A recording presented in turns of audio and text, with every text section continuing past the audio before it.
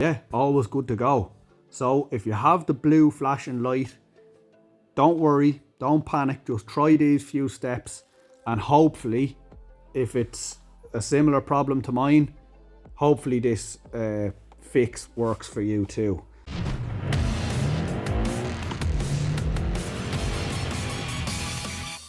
Alright, so this is how I fixed my blue flashing light on my CSL DD. I went into the Fanatec control panel and this here came up, no Fanatec devices found, and it was saying that I needed to flash the firmware on the wheel. So I did that, did 100% completed on the flash here, firmware, and still same thing, wouldn't find the device.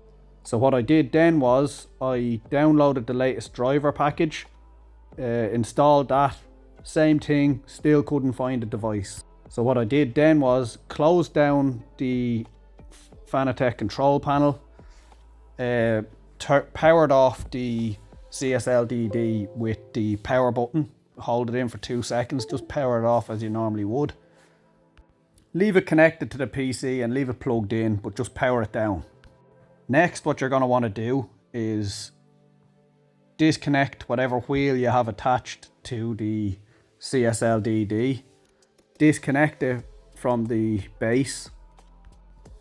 Then you're going to power up your base again. Just press the power button, let it power up, and it should actually power up into PC mode. So the blue flashing light should stop once you remove the wheel. Then what you're going to want to do is connect the wheel. So attach whatever wheel rim back onto the base that you want.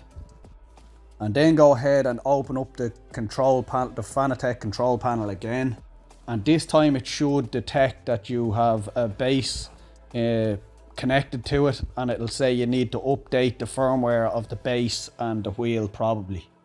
That's what I had to do. I had to update both the wheelbase and the WRC wheel firmware.